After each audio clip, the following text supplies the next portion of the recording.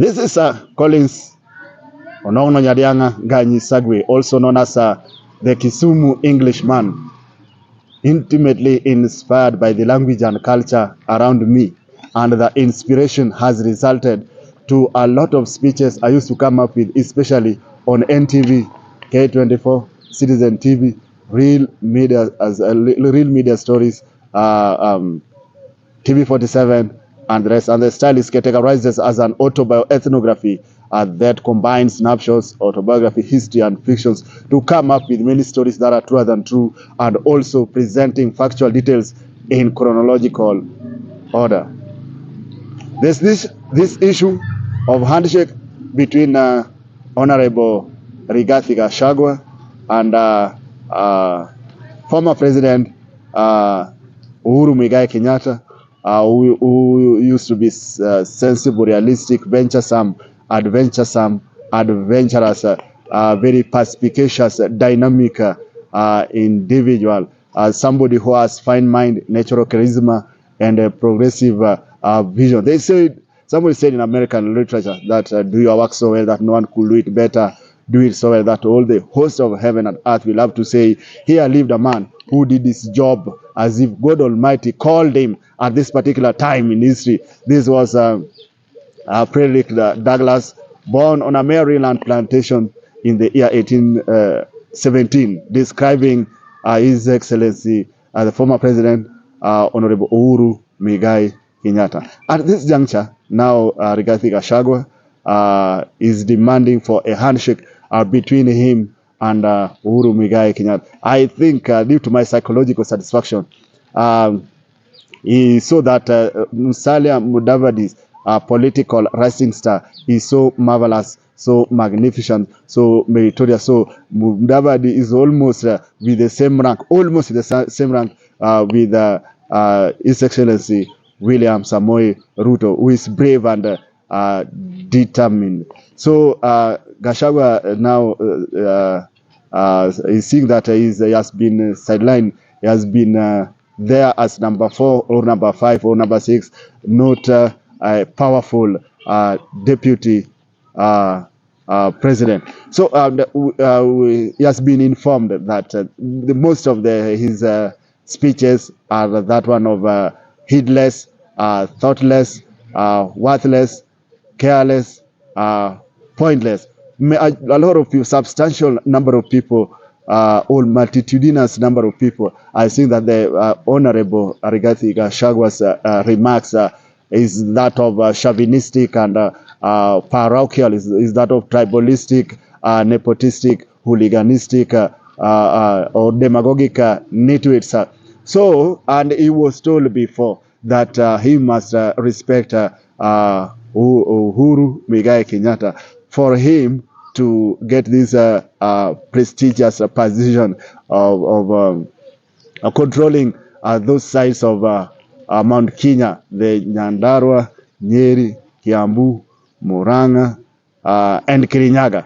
So for him to be efficient, to be qualified as the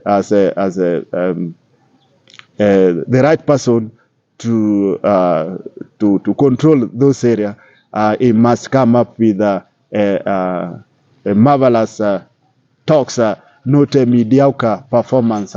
So I really felt devastated, exasperated, flustered, flurried, suddenly exhausted, and desperate when I saw on one of today's newspaper that he need a handshake between him and Uhuru Kenyatta. And yet from the beginning, when they got into this government, alikuwa akijigamba, alikuwa akijifaragua, akijua ya kwamba basi yeye ndio mambo yote, karibu awe rais wa nchi hii yetu ya Kenya.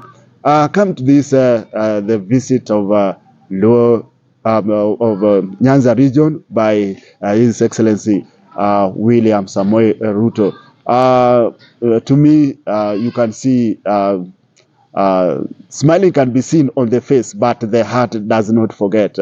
When we talk about Nyanza region, brilliant memories start flooding at the back of my brain, and I recall very well how those people were disturbed. Many people lost their lives during Maandamano of recently. The Azimio people, Azimio team, insisted that there was a multitasking and a surreptitious hacking from the database. They were very much skeptical about the results that was produced by Honorable Wafula Chebukati. They insisted that the result was inconsequential, it was illogical, it was chimerical, it was spurious, it was imprecise.